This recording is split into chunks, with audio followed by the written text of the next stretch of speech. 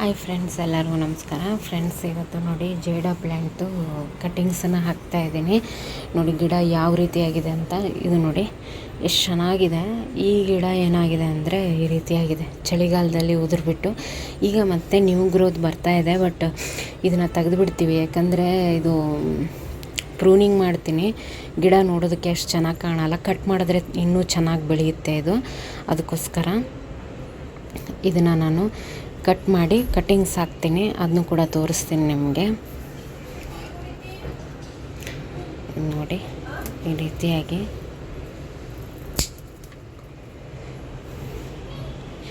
ಇದಿಷ್ಟು ಕಟ್ ಮಾಡ್ತೀನಿ ನಾನು. ಕಟ್ ಮಾಡಿಬಿಟ್ಟು ತೋರಿಸ್ತೀನಿ. ಇದು ನೋಡಿ ಕಟ್ಟಿಂಗ್ಸ್ ಎಲ್ಲ ತೊಗೊಂಡಿದ್ದೀನಿ. ಈಗ ಇದರಲ್ಲಿ ಇಡ್ತಾಯಿದ್ದೀನಿ. ಇದು ನಾನು ಕಟ್ಟಿಂಗನ್ನು ಹಾಕಿದ್ದೀನಿ ಈಗ ತಾನೇ.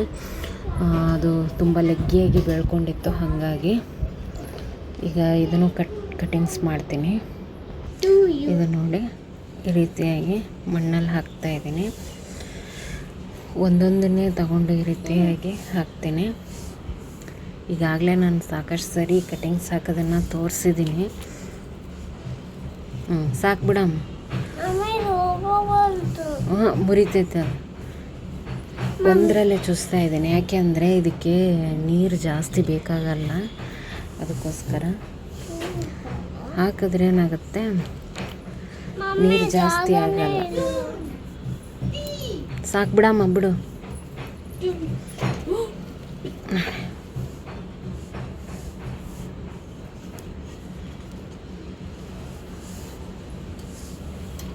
Happy birthday to you.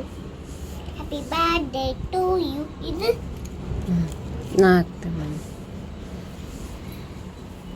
ಇದನ್ನ ನಾನು ಹಾಕೋದು ಅಷ್ಟೇ, ನಾವು ಕೊಡೋದಿಲ್ಲ ಮಮ್ಮಿ. ಈ ರೀತಿಯಾಗಿ ಒಂದೊಂದೇ ಚುಸ್ತಾ ಇರಬೇಕು.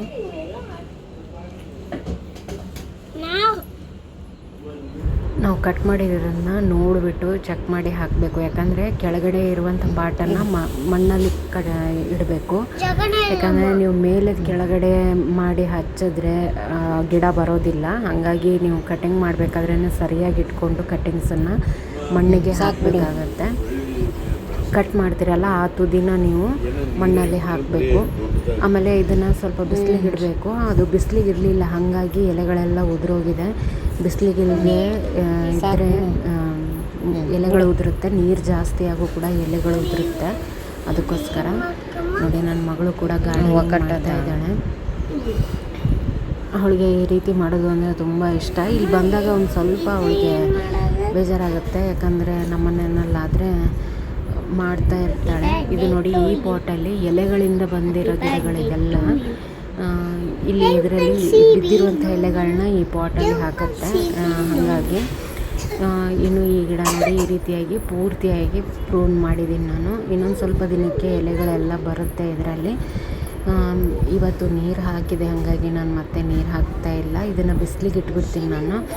ಯಾಕಂದರೆ ಇದನ್ನು ಬಿಸಿಲಿಗೆ ಇಟ್ಟಷ್ಟು ತುಂಬ ಚೆನ್ನಾಗಿ ಗ್ರೋ ಆಗುತ್ತೆ. ಇದಕ್ಕೆ ಟೀ ಪೌಡ್ರು ಅಥವಾ ವರ್ಮಿ ಕಂಪೋಸ್ಟು, ಈ ರೀತಿ NPK ರಿಚ್ ಆಗಿರುವಂಥ ಒಂದು ಫರ್ಟಿಲೈಸರ್ನ ಹಾಕಬೇಕಾಗತ್ತೆ. ನೈಟ್ರೋಜನ್ ರಿಚ್ ಆಗಿರಬೇಕು, ಆ ಥರ ಫರ್ಟಿಲೈಸರ್ನ ಇದಕ್ಕೆ ಸೇರಿಸ್ಕೋಬೇಕು.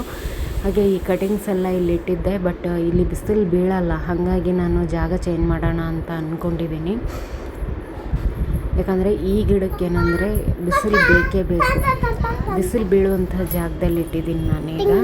ಅದನ್ನು ಒಂದೆರಡು ಪಾಟನ್ನು ಅಲ್ಲಿ ಶಿಫ್ಟ್ ಮಾಡಿಬಿಟ್ಟು ಇಲ್ಲಿ ಈ ಗಿಡಗಳನ್ನು ಇಟ್ಕೊಂಡಿದ್ದೀನಿ. ನೋಡಿ ಈ ಪೆಪರೋಮಿಯಾ ಪ್ಲ್ಯಾಂಟನ್ನು ಇಲ್ಲಿ ಇಟ್ಟಿದ್ದೀನಿ. ನೋಡೋದಕ್ಕೂ ಚೆನ್ನಾಗಿ ಅನಿಸುತ್ತೆ. ಅದಕ್ಕೆ ಜೇಡ ಪ್ಲ್ಯಾಂಟ್ಗೆ ಬಿಸಿಲು ಕೂಡ ಬೀಳುತ್ತೆ. ಅದಕ್ಕೋಸ್ಕರ ಈ ರೀತಿಯಾಗಿ ಅರೇಂಜ್ ಮಾಡ್ಕೊಂಡಿದ್ದೀನಿ. ನಾವು ಸೀಸನಿಗೆ ತಕ್ಕನಾಗಿ ಗಿಡಗಳನ್ನು ಚೇಂಜಸನ್ನು ಮಾಡ್ತಾ ಇರಬೇಕು. ಈ ವಿಡಿಯೋ ಇಷ್ಟ ಆದರೆ ಲೈಕ್ ಮಾಡಿ.